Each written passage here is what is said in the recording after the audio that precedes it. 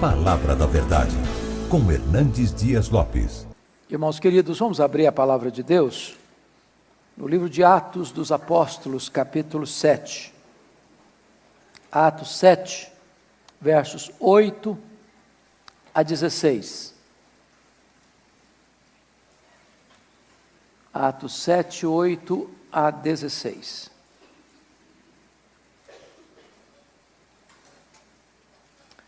Vamos começar a leitura com o verso 8, a parte B. Então está escrito: de Isaque procedeu Jacó, e deste os 12 patriarcas. Os patriarcas, invejosos de José, venderam-no para o Egito, mas Deus estava com ele. Pode repetir essa frase comigo? Mas Deus estava com ele, e livrou-o de todas as suas aflições, concedendo-lhe também graça e sabedoria perante Faraó, rei do Egito, que o constituiu governador daquela nação e de toda a casa real. Sobreveio, porém, fome em todo o Egito, e em Canaã houve grande tribulação, e nossos pais não achavam mantimentos. Mas tendo ouvido Jacó que no Egito havia trigo, enviou pela primeira vez os nossos pais.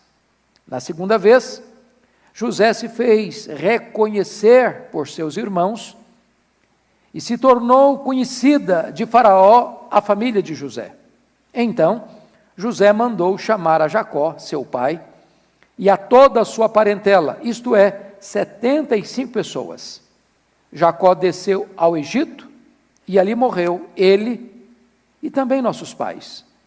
E foram transportados para Siquém e postos no sepulcro que Abraão ali comprara a dinheiro aos filhos de Hamor. Até aqui. Eu gostaria então de conversar um pouco com vocês sobre o tema a vitoriosa providência de Deus na vida de um homem.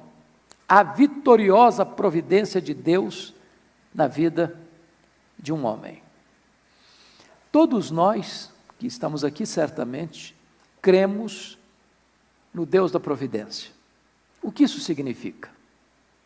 Significa que, mesmo que você não saiba, mesmo que você não veja, mesmo que você não sinta, mesmo que você agora não esteja experimentando, Deus está rigorosamente no controle da sua vida. As rédeas da sua vida não estão nas suas mãos, estão nas mãos de Deus. Quem comanda a sua vida não é o andar de baixo, é o andar de cima. Deus está trabalhando não contra você, Deus está trabalhando por você.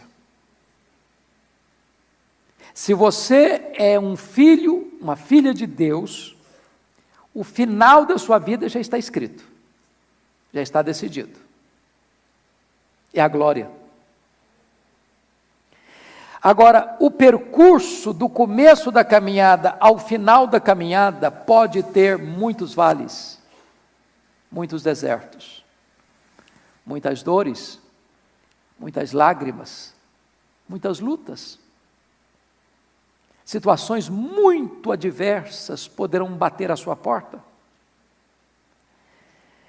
E se você não tiver uma compreensão de que Deus está no controle, de que Ele tem tudo nas mãos e de que Ele não perdeu o tirocínio da sua vida, o controle da sua vida, você corre o risco de ficar com muito medo, de desesperar-se da própria vida.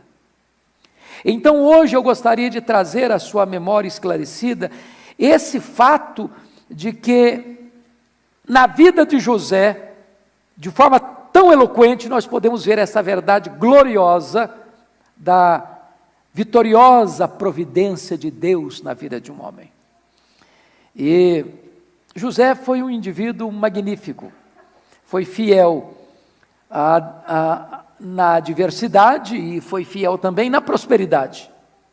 Foi fiel ao seu pai, ele foi fiel ao seu patrão, ele foi fiel ao faraó do Egito, ele foi fiel sobretudo a Deus. Por isso, José talvez seja o mais eloquente tipo de Cristo em toda a Bíblia. Há 7 elementos que nos levam a essa conclusão. Primeiro, amado do Pai, odiado pelos irmãos. Segundo, vendido por 30 moedas de prata. Terceiro, desceu ao Egito em tempos de prova. Quarto, perseguido injustamente. Quinto, abandonado pelo amigo. Sexto, exaltado depois da aflição. Sétimo, chamado de Salvador do mundo. Nenhum outro personagem na Bíblia tem tantos vínculos e elos de ligação tipológicos do que José do Egito. Então, eu gostaria que nós olhássemos aqui algumas verdades nesse texto. Primeira verdade, versículo 9. Os patriarcas, e os patriarcas aqui está falando dos 12 filhos de Jacó, os patriarcas invejosos de José venderam-no para o Egito, mas Deus estava com ele. Então o primeiro ponto é esse, a presença de Deus conosco. A presença de Deus conosco. Deus não nos livra dos problemas, mas está conosco nos problemas. Preste atenção nisso. Os patriarcas invejosos de José venderam-no para o Egito. Ele está sendo alvo de inveja, ele está sendo alvo de ódio, ele está sendo vendido como mercadoria, a providência é carrancuda.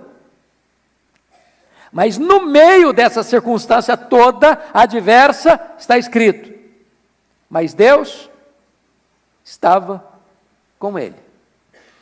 Então, eu queria que nós recordássemos um pouco como é que foi essa experiência. Em primeiro lugar, José enfrenta a dor do desprezo de seus irmãos. Porque a sua família era disfuncional, convenhamos. Toda família poligâmica é disfuncional, não é verdade? Jacó tinha 4 mulheres, tinha filho de todas as 4. E aí, é uma mistureba muito grande, não é não? Se não bastasse isso, das 4, Jacó tinha uma que era a do coração. Essa que era do coração, teve 2 filhos, José e Benjamim. Quando Benjamim morreu, a mãe morreu junto com o menino, aliás, quando o menino Benjamim nasceu, a mãe morreu no parto. Então, José era o filho predileto dele. E Jacó, que vai se casar com 71 anos de idade, e quando volta para sua terra, quando José nasceu, tinha 91 anos de idade, também já não está assim muito bom da cabeça para criar esses meninos direito.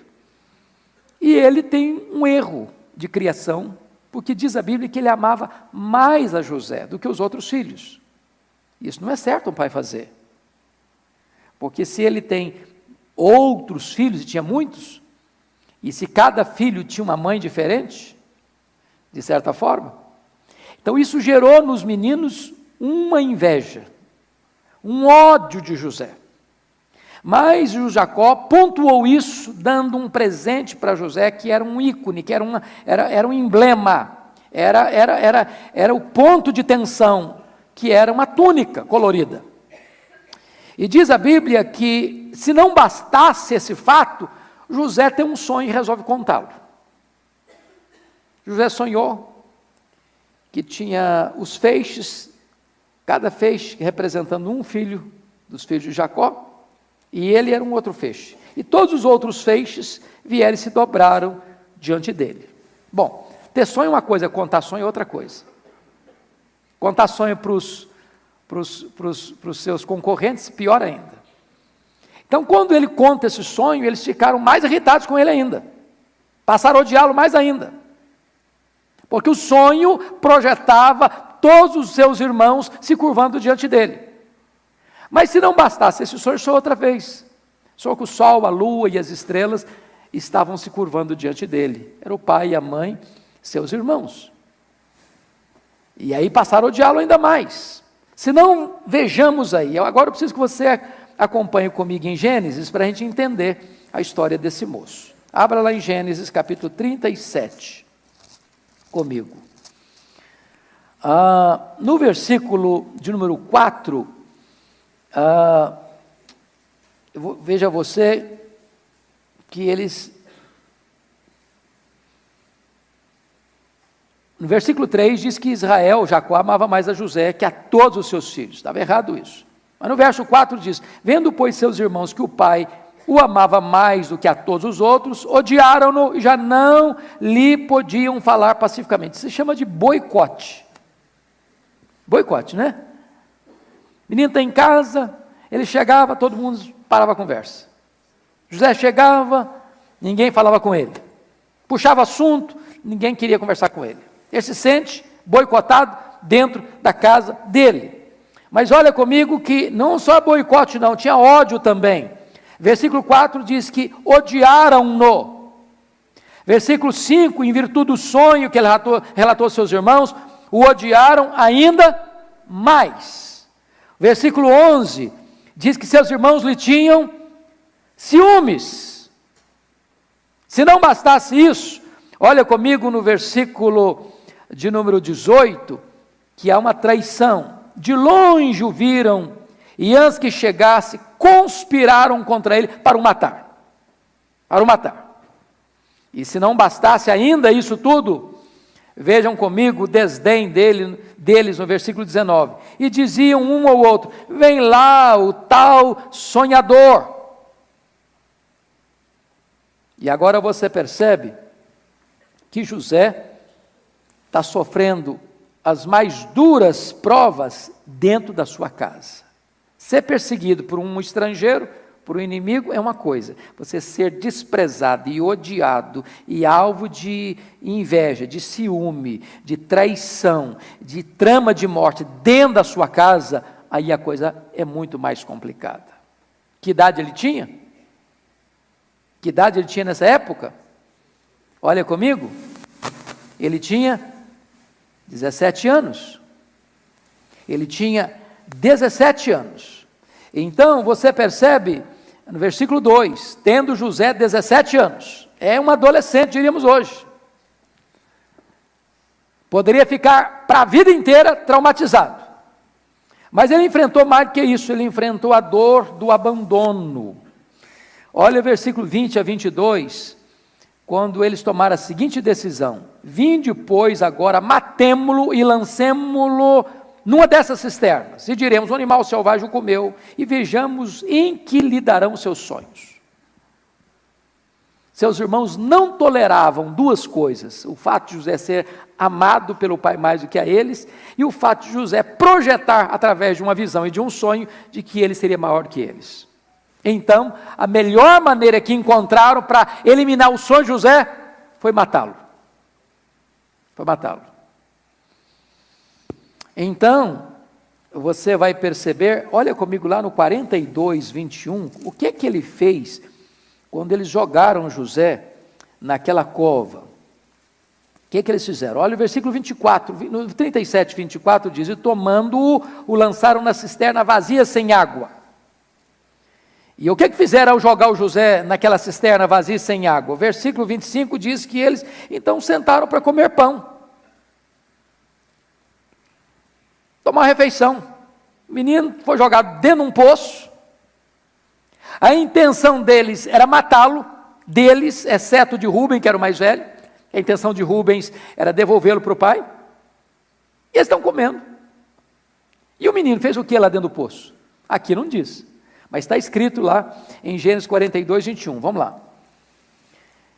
Quando eles foram apanhados lá no Egito, pela crise de consciência, então disseram uns aos outros: na verdade somos culpados no tocante a nosso irmão, pois lhe vimos a angústia de alma quando nos rogava e não lhe acudimos, por isso nos vem essa ansiedade. Em outras palavras, quando José foi jogado dentro daquele poço, José rogava, pedia, suplicava: me tire daqui, por favor, me tire daqui, por favor, me tire daqui, não me mate, não me deixe aqui. E eles nem deram a mínima para ele. Insensibilidade emocional. Abandono completo.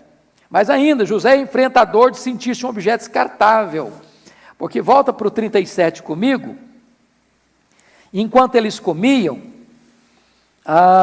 diz o versículo de número 25, que eles olharam e viram uma caravana de ismaelitas que vinha de Gileade, rumo ao Egito com seus produtos. Então disse Judá a seus irmãos, versículo 26, de que nos aproveita matar o nosso irmão e esconder-lhe o sangue? Vinde, vendamo-lo aos ismaelitas. Judá pensou o seguinte, bom, o negócio é descartar o José.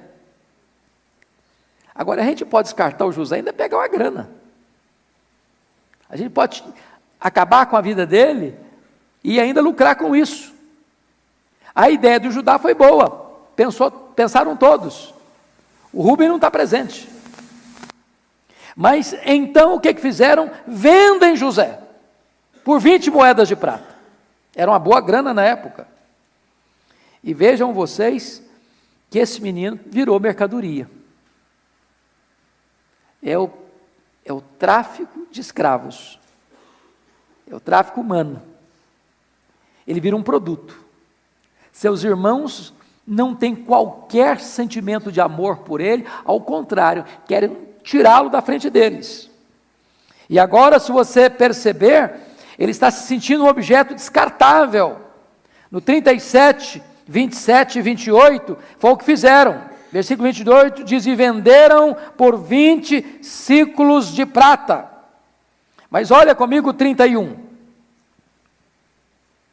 Então tomaram a túnica de José, mataram um bode e a molharam no sangue. Porque se o menino sumiu, eles vão ter que dar um relatório para o pai.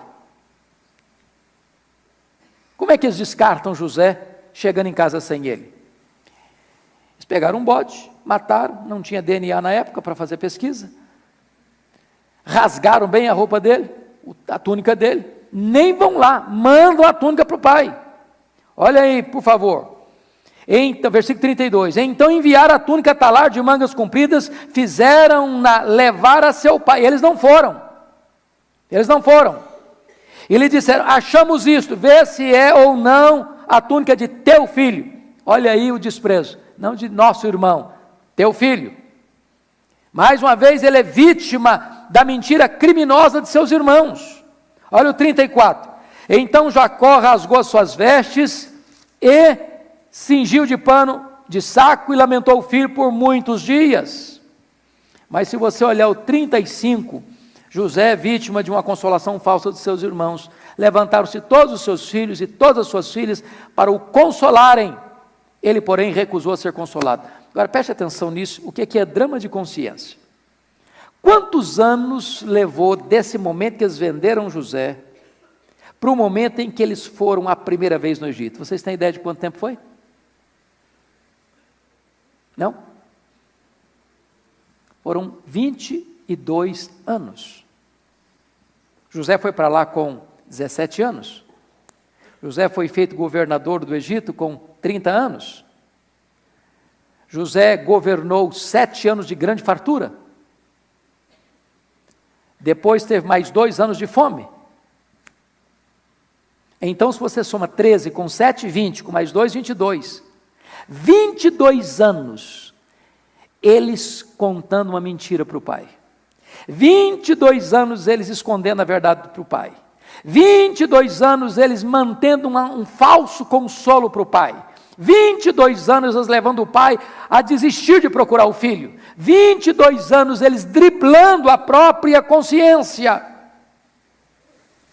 Mas José enfrenta a dor de viver sem identidade. Ele chega no Egito, como um menino de 17 anos, braços, corpo bom, braços fortes, bom escravo. E ele chega lá e ele é revendido. Ele chega lá sem nome, ele chega lá sem identidade, ele chega lá sem direitos, ele chega lá sem raízes, ele chega lá como um produto colocado numa vitrine, mão de obra, máquina de serviço, mercadoria humana, apenas isso. Mas ele enfrenta um outro problema. O problema da sedução sexual. Olha comigo, por gentileza, que idade ele tem quando chega no Egito? 17 anos. Agora pense comigo que esse rapaz, ele é seduzido pela sua patroa. Não devia ser uma mulher feia, não é verdade? Convenhamos. E não é que ele não reconheceu a beleza dessa mulher. Mas com 17 anos, um psicólogo diria assim, é tempo de autoafirmação. Um médico diria assim, bom, ele está na explosão dos hormônios. Um outro colega de 17 anos diria o seguinte, bom, ele precisa provar que é homem. Ele poderia dizer assim, bom, o apelo foi irresistível. E não obstante essas circunstâncias, ele ficou firme. Agora, olha comigo capítulo 39, versículo 6, que é uma informação curiosa aí. Parte final diz, José era formoso de porte e de aparência. O menino era capa de revista. Então a mulher também, ela olhou para o menino assim, adolescente, 17 anos, corpo de homem, porte de homem, bonitão, capa de revista, e ela botou os olhos nele, não no dia que ele chegou como escravo, preste bem atenção nisso. Quando ela botou os olhos nele, ele já era considerado pelo seu patrão o líder da sua casa, chefe da sua casa, Deus abençoando, o cara botava a mão, tudo dava certo. Aí o Potifar disse, olha, você é tão bom na administração que eu vou confiar tudo a você, eu só quero saber da comida que vem para a minha mesa, não quero mais nada, você toma conta de tudo. E o menino botava a mão e Deus abençoava, botava a mão e Deus abençoava. Quando essa mulher viu duas coisas nesse camarada, ele é bonito, e ele é inteligente, ele é bonito, e ele é articulado, ele é bonito, e o camarada tem liderança, ela botou os olhos nele. Então note isso. Terceiro lugar, capítulo 39, versículo 1, ele foi levado para o Egito, estava longe da família. Se fosse hoje eu podia racionalizar assim, olha, mas ninguém me conhece aqui, eu posso fazer acontecer, eu sou um anônimo aqui. Não vai acontecer nada, não vou nem produzir escândalo. Longe da família, adolescente, bonito, longe da família. Quarto, ele era escravo, ele foi vendido, comprou dos ismaelitas, versículo 1. Ou seja, ele não é dono da vontade dele, ele não é dono da liberdade dele. Ele pode dizer assim, mas foi minha patroa manda em mim. Eu não tinha outra opção. Quinto lugar, ele foi tentado diariamente. Olha comigo o versículo 7. Aconteceu depois dessas coisas que José já era o líder da casa, e Deus estava abençoando a casa do homem por causa dele, aconteceu depois dessas coisas, que a mulher de seu senhor pôs os olhos em José e lhe disse, deita-te comigo. A mulher já vai direto no ponto, ela não fica só com flerte, não, ela vai direto ao ponto, vamos para a cama. E notem vocês, no verso 10, que aqui que entra o aspecto, falando ela a José quantas vezes? Todos os dias, e não lhe dando ouvidos. Uma coisa é a pessoa ser tentada de relance, a outra coisa é a pessoa ser tentada, e a tentação vem, e a tentação repete, e ela repete de novo, e vem no outro dia, e outro dia também, e ela vai crescendo, vai se avolumando. Lembra do Sansão? Quando ele foi se envolvendo com Dalila, e a Dalila foi entrando no jogo dele, ele foi abrindo o coração pouco a pouco, e daqui a pouco diz a Bíblia que deu-lhe uma impaciência de matar, e ele não aguentou mais e abriu tudo para ela. Esse é o caso aqui, deita-te comigo, deita-te comigo, deita-te comigo, deita-te comigo, deita-te comigo, deita-te comigo, e dia após dia, semana após semana, mês após mês. E diz o versículo de número 10, que não lhe dando ele ouvidos para se deitar com ela e estar com ela. Aí você percebe uma coisa, ela é patroa. Mas quando José percebeu que tinha um risco por trás, tinha uma intenção por trás, nem perto dela ele ficava mais. Isso é um alerta para nós, irmãos. Tem hora que a gente cai em tentação, é porque a gente acha que a gente sabe a hora de parar e até onde pode ir. Nem você nem eu sabemos até onde podemos ir e a hora que devemos parar. A única maneira segura é fugir da situação. Porque se você for tentar administrar a situação, você naufraga. Aí olha a última cartada, versículo 11 e 12. Sucedeu que certo dia veio ele à casa para atender aos negócios, e ninguém dos de casa se achava presente. Então ela o pegou pelas vestes e lhe disse: deita-te comigo. Ele, porém, deixando as vestes nas mãos dela, saiu fugindo para fora. Então, pense comigo nessa situação. Ele então poderia justificar: bom, eu fiz tudo o que dependia de mim, mas eu fui agarrado.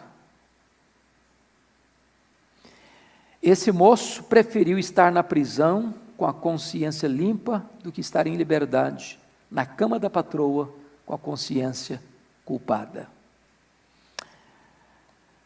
Por que ele não caiu? Por que ele não caiu? Olha a explicação que este homem vai dar. Primeiro, a consciência da presença de Deus na sua vida. 39, 2 e 3. O Senhor era com José, que via ser homem próspero, estava na casa de seu senhor egípcio. Vendo Potifar que o Senhor era com ele, e que tudo o que ele fazia, o Senhor prosperava em suas mãos. Ou seja, esse homem quer ser grato a Deus. Ele sabe que Deus é com ele, que Deus abençoa a vida dele, que Deus abençoa a casa do patrão dele por causa dele. E esse homem não quer desonrar a Deus, porque Deus tem sido generoso e fiel com ele. Segunda coisa, versículo 5. E desde que o fizeram mordomo de sua casa e sobre tudo que tinha, o Senhor abençoou a casa do egípcio por amor de José. Ele sabia da bênção de Deus em sua vida e através da sua vida. Mas no verso 9 ele explica isso melhor. Vamos ler comigo a parte B do verso 9? Como, pois, cometeria eu tamanha maldade e pecaria contra Deus? Maldade contra quem? Pecar contra quem? Maldade contra o marido da mulher, pecar contra Deus. Por isso ele resiste. Mas esse homem enfrenta um outro problema. Ele suporta a dor da demora de Deus. Irmãos, às vezes quando ele está passando uma prova, assim, eu estou passando por uma grande prova, aí você pergunta: quanto tempo? Ah, uma semana. Uma semana de prova. Quanto tempo? Um mês terrível na minha vida, um mês. Sabe quanto tempo foi a prova do José? 13 anos. Sabe em que período? Dos 13 aos 30. Dos 13 aos 30, dos 17 aos 30 anos.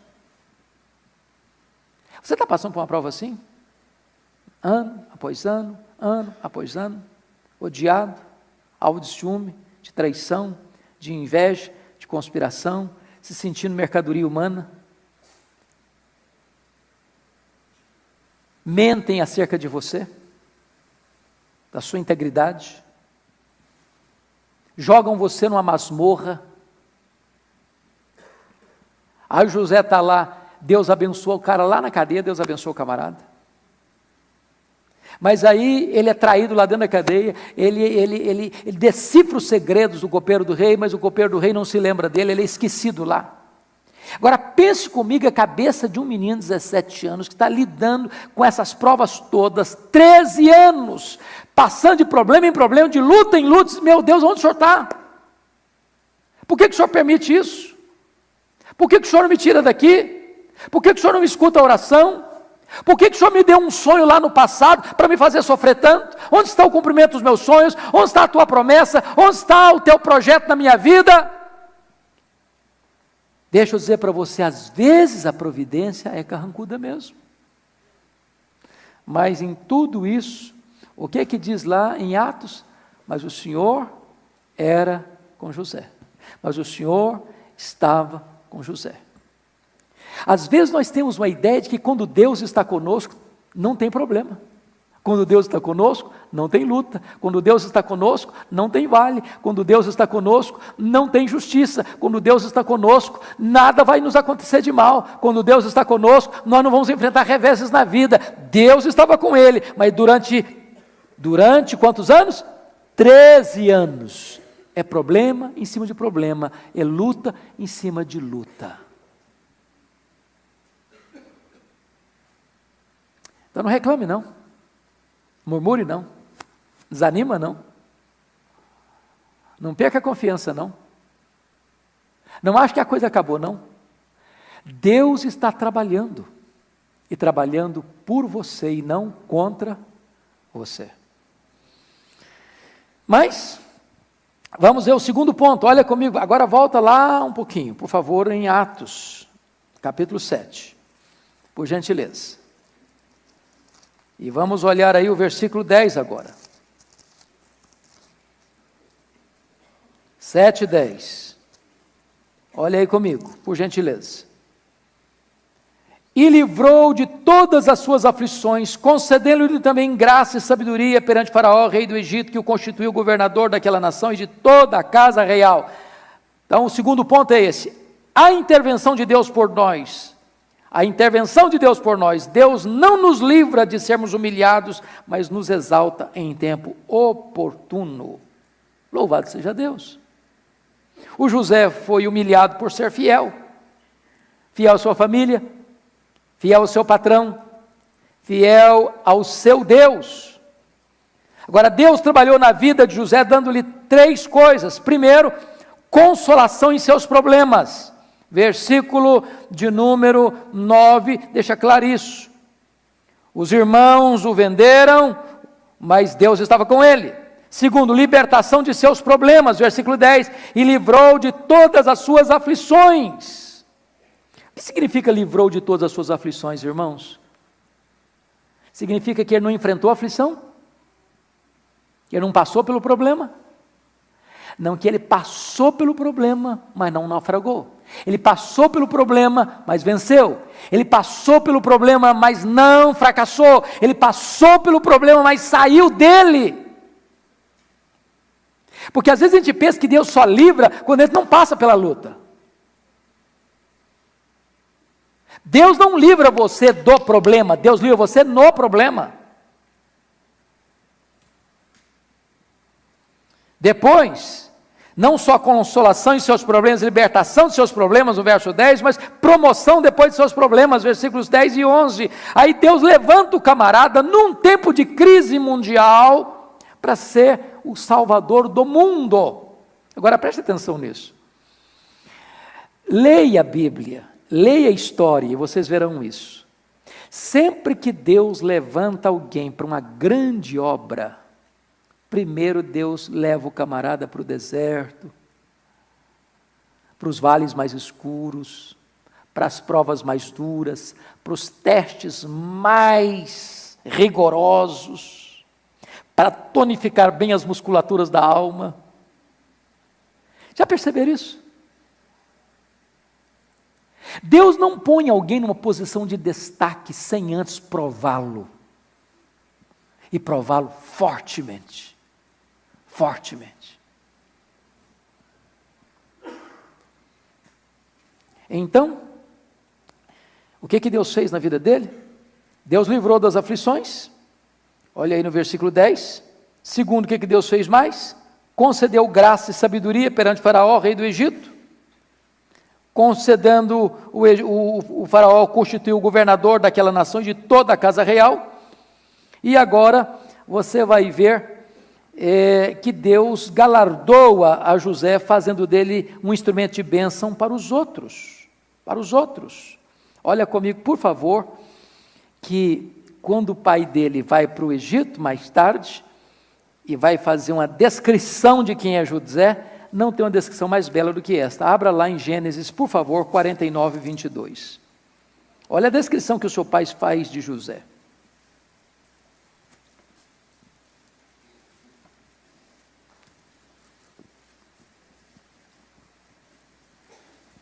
Você pode ler comigo o verso 22, vamos juntos? José é um ramo frutífero junto à fonte. Seus galhos se estendem sobre o muro. Preste atenção em 3 verdades aqui. Primeiro, ele é um ramo frutífero. Por que ele é um ramo frutífero? Porque ele é um ramo frutífero aonde? Junto à fonte. E quem é um ramo frutífero junto à fonte, sabe o que faz? Não abençoa apenas para dentro do muro, abençoa também para fora do muro. Se você quer ver Deus usando a sua vida para fora da sua casa, da sua família, da sua parentela, preste atenção nisso. Deus prova. Mas na medida que Ele prova, Ele faz de você um ramo frutífero. Mas Ele planta você junto à fonte é o próprio Deus. E aí você vai ser bênção, não só para dentro da sua casa, você vai ser bênção para o mundo. Olha que coisa curiosa, Deus usou os irmãos de José para colocar José no caminho da providência. E Deus usou José para salvar a vida de seus irmãos. Deus já havia profetizado para Abraão, falado para Abraão, que a descendência dele iria para o Egito. Como? De que forma? De que maneira? A providência é carrancuda. Deus abre o caminho para o povo de Israel ir para o Egito, e os irmãos vendendo José como escravo para lá. Quem poderia imaginar que essa seria a forma de Deus cumprir o seu plano? Como José poderia imaginar que aquele ato tão cruel de ser desprezado, odiado pelos seus irmãos, usado como mercadoria barata para vendê-lo como uma mercadoria humana para o Egito, seria a providência carrancuda de Deus, para Deus cumprir o seu plano de levar aquela nação para o Egito, aquele povo para o Egito, e fazer dele um grande povo lá, e cumprir a promessa a Abraão? Então, vamos concluir com o último ponto, e eu serei mais breve. A graça de Deus através de nós. Versículos 11 a 16 retratam isso com clareza. O que acontece? O José interpretou o sonho do copeiro, do faraó na prisão. Agora o faraó tem um sonho, ninguém consegue interpretá-lo. O copeiro, tem um rapaz lá na prisão que o camarada é bom nisso. O faraó mandou chamar. E aí o José interpreta o sonho do faraó, que eram 2 sonhos, mais um único sonho. E esse sonho revelava para Faraó que haveria 7 anos de muita fartura, de muita prosperidade, de muitas colheitas, de muita sobra de alimento que precisava ser guardado, porque viria 7 anos de muita seca, de muita fome, de muita carência, e o Egito haveria de ser então o celeiro do mundo. Aí José diz: Faraó, você precisa escolher um homem que administre esse projeto para você, para que você então, nesses 7 anos de fartura, possa plantar muito, possa colher muito, possa fazer celeiros, possa armazenar comida, porque o mundo vai passar 7 anos de fome, e esse alimento precisa ser guardado para que possa suprir a necessidade do mundo. E o faraó diz: mas tem alguém melhor do que José? E o faraó constitui José em governador do Egito. E o projeto de Deus se cumpre. E agora eu queria que nós lêssemos 3 versículos da Bíblia para entender isso. Gênesis 45, 5, olha aí comigo. Olha o que José diz para os seus irmãos quando se dá a conhecer a eles. 45, 5. Eu queria que todos vocês lessem comigo. Vamos juntos? Agora, pois, não vos entristeçais, nem vos irriteis contra vós mesmos, por me haverdes vendido para aqui, porque, para a conservação da vida, Deus me enviou adiante de vós. Preste atenção num homem que entende que Deus dirige o seu destino. Quando ele se revelou para os seus irmãos, eles ficaram desesperados, com medo de vingança, com medo de que seu irmão fosse matá-los, com medo de que seus irmãos fizessem algum mal para eles. Começaram a discutir entre eles. Fiquem calmos, fiquem tristes não. Vocês erraram, mas vocês estavam apenas cumprindo um projeto de Deus. Olha como Deus é maravilhoso, irmãos. Mesmo quando o homem peca, o plano de Deus não pode ser frustrado. Segundo versículo, 45, 8. Vamos juntos comigo? Vamos lá? Assim não fostes vós que me enviastes para cá, e sim Deus que me pôs por pai de Faraó, e senhor de toda a sua casa, e como governador em toda a terra do Egito. Olha que entendimento magnífico. Não foram vocês, foi Deus. Qual foi a providência que Deus usou? Carrancuda. Deus mandou para o Egito não de carruagem de ouro, não com bandeiras e bandeirolas à sua frente, um exército marchando à frente dele, uma banda tocando atrás. Deus o mandou para o Egito, Deus o levou para o Egito de uma maneira tão dolorosa. Mas ele agora entende o projeto de Deus na sua vida.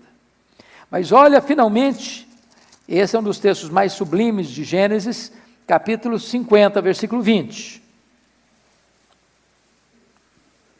Vamos juntos, todos nós, por favor. Vamos juntos? Vós, na verdade, intentastes o mal contra mim, porém Deus o tornou em bem, para fazer, como vedes agora, que se conserve muita gente em vida. José não é inocente a ponto de pensar que a motivação dos seus irmãos ao venderem para o Egito era boa, não era boa, mas Deus não fica dependente do homem para cumprir os seus planos, e apesar de eles terem tentado o mal contra José, Deus transforma aquilo em bem, para um projeto muito maior, para que a vida de muita gente fosse preservada naquele tempo de fome. José ainda mais, não só isso, José decide perdoar seus irmãos em vez de se vingar deles. E como é que José fez isso? De 3 maneiras. Primeiro, diz a Bíblia que foi antes da crise da fome que nasceram os seus 2 filhos. O primeiro filho que nasce, José põe no nome do menino de Manassés. O que é que significa Manassés? Deus me fez esquecer. Em vez de ele levantar um monumento de mágoa, de dor, de ressentimento, ele ergue um monumento vivo de perdão. De perdão. Se as pessoas intentaram mal contra você, mesmo que elas intentaram mal contra você, essas pessoas não vão frustrar o plano de Deus na sua vida. Então não cabe a você ficar com mágoa delas. Não cabe a você vingar-se delas. Não cabe a você pagar o mal com o mal. Entenda isso. Entenda isso. Mesmo que as pessoas falem mal, façam mal para você, o plano de Deus na sua vida não vai ser frustrado. E Deus não permite que você dê o troco às pessoas que falam mal, fazem mal para você. Cabe a você perdoá-las. Segunda coisa que José fez para demonstrar o seu perdão. Capítulo 45, versículo 18. Olha que coisa maravilhosa que está escrito aí. 45, 18. Tomai a vosso pai e as vossas famílias e vinde para mim, dar-vos-ei o melhor da terra do Egito, comereis a fartura da terra. Porque às vezes tem gente que diz o seguinte: não, eu perdoo você, mas agora você vai ter que ralar. Ele diz: eu perdoo vocês e vou dar o melhor para vocês. Isso é perdão.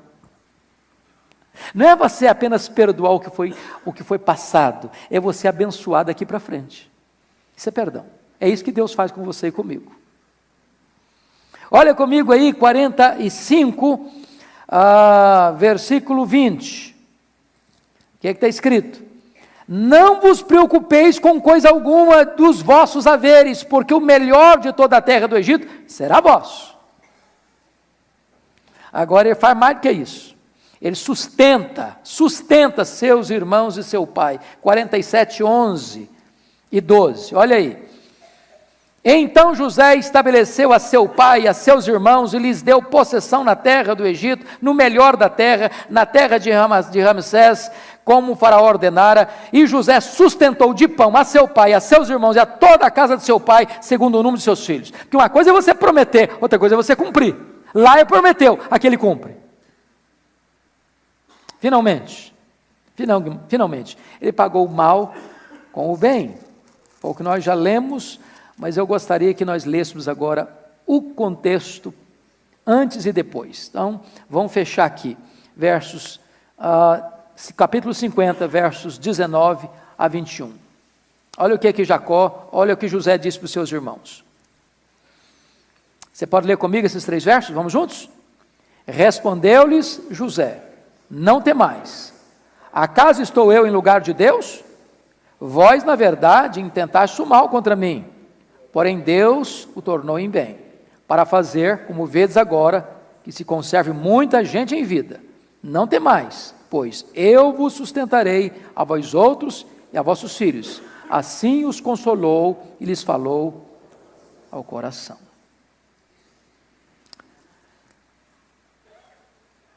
Como é que você reage quando alguém fala mal de você ou faz mal para você? Você tem essa postura?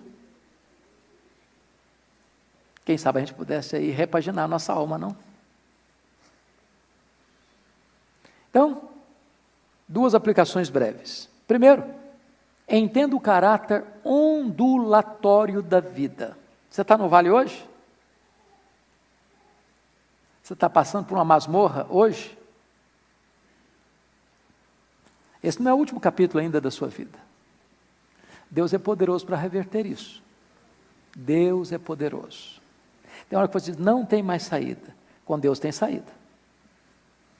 Porque de repente, é aquele que está lá na masmorra que Deus vai levantar para ser o salvador do mundo. É aquele que está lá na masmorra que Deus vai dar uma visão do que fazer no tempo da crise. Segunda aplicação breve, veja, por favor, a providência triunfante de Deus. Os infortúnios humanos não frustram os planos perfeitos e eternos de Deus. Saiba disso, creia nisso, aproprie-se disso. A nossa vida não é a lasca de lenha jogada no mar da vida, empurrada de um lado para o outro ao sabor das circunstâncias. A nossa vida está nas mãos daquele que está sentado num alto e sublime trono e tem as rédeas da história em suas poderosas mãos. Descansa em Deus, Ele está no controle.